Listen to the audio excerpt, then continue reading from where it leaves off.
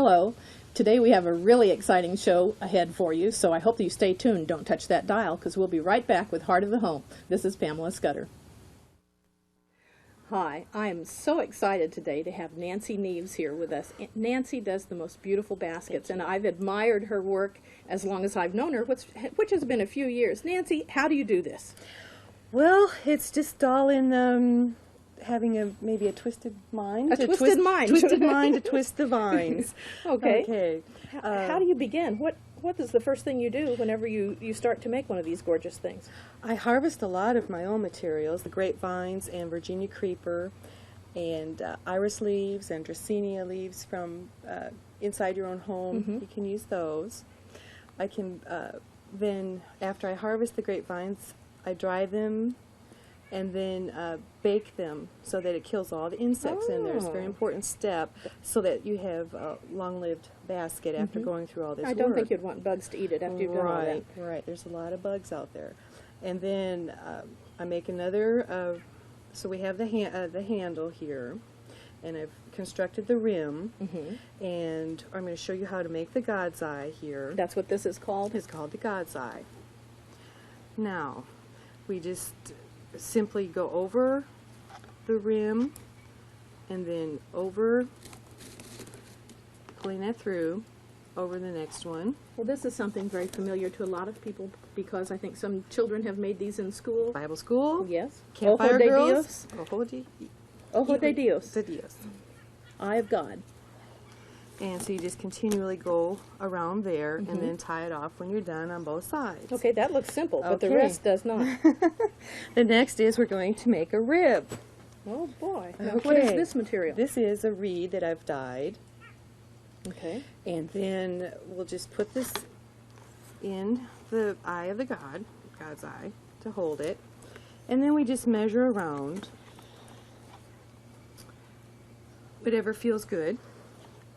So that it doesn't have to be perfectly round, or you can put a shape into Right. that. Cut it with enough distance so that it will go inside the eye.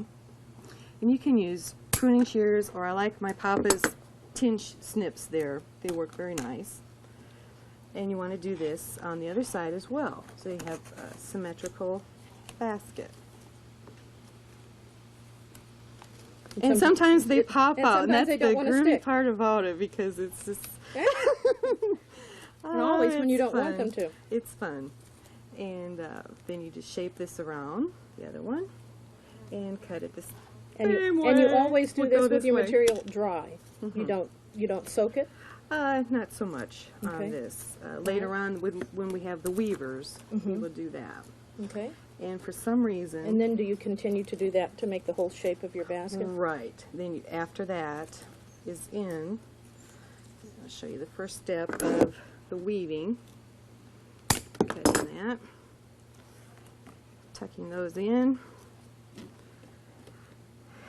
And then you just go through and over and under, just weaving just like weaving material. Over and under and over and under. Over and under, over and under. And the wonderful thing about this, and why they call it therapy, basket weaving, because you need a lot of patience to keep everything straight. And I would think that it would be relaxing, too, to some degree, it when you get this is. initial framework done. Right. This is the engineering part of the basket. You have to be a naturalist and an engineer and... to make sure that it really works. Right. Okay, now show me the next step. So after we get that all secured, and you've continually done this for maybe about another 4 hours. Which we don't have. We don't have. You can show me the next step that I've got here's the constructed second there. one. Now this has approximately how many hours of work on it? This is 4 hours of work Wow. on it. And this, as you can see, has I have a bucket of water down here with the weavers. That's what these are called, the strips The that go back and weavers, forth. the And what are reeds. reeds? Reeds. Do you find those yourself, or do you buy No, those? these are commercially prepared. So that's why they're so uniform. Right. You can go ahead and strip your grapevines of the bark, but that's another added wonderful, tedious task. Well, they're so beautiful with all this on there. Now, you notice that it's kind of, when you get to this point, it's not even. And this is a trick that I learned, so you can even these out so that it will meet evenly in the middle. Okay. And you simply just insert this where your last basket weaver was in, and then you go under just the opposite of what it was. And you just pull that through. You make it look so simple, but the baskets you have are so involved and so beautiful. I know that there's more to it than this. It takes a lot of time and love of the craft, really. I took a class at the local college. You'll have to So how many years have you been doing this? This is about 4 years out of one class. I kind of took Just one class? Took the medium Okay. to the hilt. We're going to have to move on, and let's show this step. This really boggles my mind. This is wonderful. This is fantastic. How did you do that and keep that on there?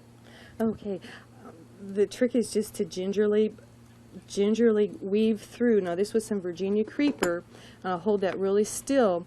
You can see that there are bits of bark that the vines of the Virginia creeper alongside the tree have just attached, and it will stay like that forever. But you have to be very careful. Well, Nancy, there's never enough time to do everything that we want to do, but I just want people to see some of these other fine pieces that you have done, and so tiny. So beautiful. Would you come back again sometime and give us a more detailed lesson? Sure. Well, thanks very much. We appreciate you being here, and please stay tuned. We're going to tell you next everything you ever wanted to know about eggs. Welcome back. I know you've often heard which came first, the chicken or the egg. Well, today we're not going to answer that question, but I hope we'll answer some of the questions you have about eggs. Many people seem to believe that the brown egg is better than the white egg, that they're more nutritious, that they're fertilized, or that they're organic. Well, I'm here to tell you that brown eggs are the same as white eggs. The only difference is the color. In fact, it makes me think of a story that my husband told me. When he was a young man, he worked for a grocery store in Beverly Hills, and he had to deliver eggs to movie stars. And one of the stars that he delivered eggs to was Lucille Ball. And Lucille Ball always insisted on having brown eggs because she felt that they were fertilized and therefore much better for her. The white egg that we buy in the grocery stores are produced by chickens that are bred to lay eggs. It's a Leghorn type chicken, and usually they're white. The brown egg is laid by a chicken that is of a heavier type, a meat type chicken. And those chickens, there are several different varieties. But the reason why the brown egg is more costly than the white egg is because heavier chickens eat more feed than white eggs. Now I want to show you the difference in the actual egg itself. This is a commercially produced white egg. So I dropped the shell in there. And this is a commercially produced brown egg. Now you can see that they look pretty much the same. In this case, the brown egg is a little bit darker than the white egg. The yolk is darker. And there are also specks of blood in the egg, of the brown egg, and there aren't in the white egg. Now you might wonder, how are eggs graded? Eggs are graded by the quality of the egg, and that means A, or B. The quality of the egg at the time it's packaged, and that includes the quality of the shell too. So if an egg were a little bit cracked, it would not go as an AA or an A egg. The size of an egg, jumbo, large, small, is determined by the weight of the whole dozen of eggs. And these are very precise measurements that they go by to determine whether an egg is large, small, or medium. Now, if you were using eggs to cook with, most recipes are counting on the fact that you're going to use a large egg. Now, I want you to see the difference between a commercial egg and a farm-grown egg. This is a farm white egg.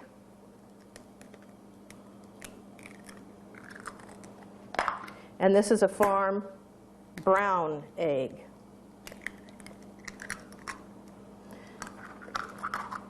Now, as you can see, these farm eggs are much darker than the white eggs. Many people are concerned about the diet of chickens. And chickens probably have a well-balanced diet, more so than the average person does. The commercial egg pellets that chickens are fed are designed to have every nutrient that they would need. And chickens in the United States are not fed hormones. They're fed this balanced diet to produce eggs. Now, farm eggs, generally the farm people will feed their chickens maybe a little bit of corn along. And the corn produces these very, very dark yolks. And if you're cooking, you really like to have the dark yolks because it makes your food look so much more appetizing. Now, I know many times whenever I'm cracking an egg, if I see this white stuff that's on the sides of the eggs, I take it off because I don't know what it is. Well, I now know what it is. It's called chalazi. It has nothing to do with whether the egg is fertilized or not. It simply is there to hold the yolk into the center of the egg. And in fact, it actually shows that the egg, if the chalazi is more pronounced, it shows that the egg is fresher than if it is very diffuse. If you see a blood spot in your egg, that actually shows that your egg is fresher too, because the blood spot doesn't stop you from being able to use the egg. All it means is that when the yolk was being formed, a blood vessel may have ruptured a little bit and you got the spot of blood. If you see a spot of blood in the egg, you can just simply remove it with the tip of a knife and continue to use the egg. Now, if the egg is fertilized, it does not keep as long as an egg that is not fertilized. Excuse me. Eggs should be kept in the refrigerator. They should be kept at around 40 degrees. 1 day out, if you set your dozen eggs outside on the counter for a day, 1 day out is equal to 1 week in the refrigerator in aging. So remember to keep your eggs in the refrigerator, and it's better to use them, the older eggs first, and put your newer eggs in the back. It is interesting that in 1945, I like this little bit of trivia, in 1945 the average hen laid 151 eggs a year, and today they say that the average hen lays 250 eggs a year. Now, I don't know who's out there checking these chickens to make sure how many eggs they lay, but somebody says this is the facts and how it's going to be. If you need any more information about eggs, contact your local county extension service. And if you have any comments for us here at Heart of the Home, get in touch with us at Crew 6, Post Office Box 1287, Harrison, Arkansas. Thanks, and see us again next week.